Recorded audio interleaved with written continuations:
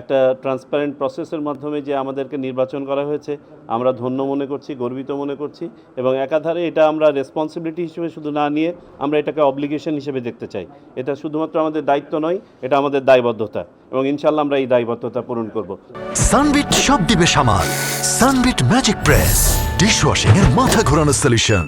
আমরা নতুন কমিশন দায়িত্ব গ্রহণ করার পরে আমাদের সচিবালয়ের সকল কর্মকর্তাদের সাথে পরিচিত হয়েছি। আমরা আমাদের পরিচয় তাদের কাছে তুলে ধরেছি। কোন প্রেক্ষাপটে এই কমিশন গঠন করা হয়েছে সেটা আলোকপাত করা হয়েছে। জাতির প্রত্যাশা নিয়ে আমরা কথা বলেছি, আমরা কি চাই ভবিষ্যতে সেটা নিয়ে কথা বলেছি এবং আমাদের চাওয়া ভেরি সিম্পল, একটা সুন্দর নির্বাচন, এটা নিয়ে কথা বলেছি। আমাদের দায়িত্ব পালনে বিভিন্ন পর্যায়ের অফিসারদেরকে মাননীয় সিইসি মহোদয় দিক নির্দেশনা দিয়েছেন এবং একনিষ্ঠতা, সততা, জবাবদিহিতার ব্যাপারে আলোকপাত করা হয়েছে। সংক্ষেপে এই ছিল আমাদের আজকে আলোচনা। গতকালকে আমরা এই ব্যাপারে আপনাদেরকে বলেছি, আমরা সমন্বিতভাবে কমিশন মনে করি মোর দ্যান দ্য চ্যালেঞ্জ, আমরা মনে করি এটা একটা অপরচুনিটি। চ্যালেঞ্জ তো অবশ্যই আছে এবং চ্যালেঞ্জ মোকাবেলা করার জন্যই আমরা এখানে আছি।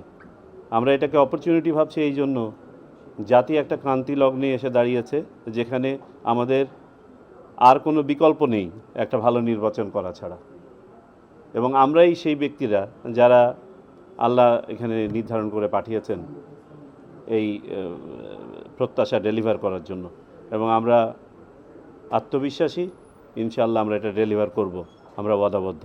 দ্রুত ব্যাপারটা তো একটা রিলেটিভ টার্ম, এটা একটা পলিটিক্যাল প্রসেসের মধ্যে দিয়ে আমরা যাচ্ছি। সেই প্রসেসটা আই এম শিওর আপনারা হয়তো আমাদের মাননীয় প্রধান উপদেষ্টার বক্তব্য শুনেছেন, তিনিও বলেছেন যে এই সরকারের উদ্দেশ্য হচ্ছে দ্রুততম সময়ে নির্বাচন দেওয়া, তবে যেসব সংস্কার কার্যক্রম তারা হাতে নিয়েছেন সেগুলো তো চলমান আছে। সো চলমান সংস্কার প্রক্রিয়া, আমাদের যা কিছু কাজ আছে হাতে, সেগুলো মিলিয়ে দ্রুত ব্যাপারটা হয়তো রিলেটিভই থাকবে, তবে সবারই তো উদ্দেশ্য হচ্ছে নির্বাচনের দিকেই যাওয়া। আলহামদুলিল্লাহ আমরা সবাই সন্তুষ্ট। প্রথম কথা হচ্ছে যে একটা ট্রান্সপারেন্ট প্রসেসের মাধ্যমে যে আমাদেরকে নির্বাচন করা হয়েছে আমরা ধন্য মনে করছি, গর্বিত মনে করছি এবং একাধারে এটা আমরা রেসপন্সিবিলিটি হিসেবে শুধু না নিয়ে আমরা এটাকে অব্লিগেশন হিসেবে দেখতে চাই। এটা শুধুমাত্র আমাদের দায়িত্ব নয়, এটা আমাদের দায়বদ্ধতা এবং ইনশাল্লাহ আমরা এই দায়বদ্ধতা পূরণ করব। ধন্যবাদ আজকের মতো। থ্যাংক ইউ আজকের মতো।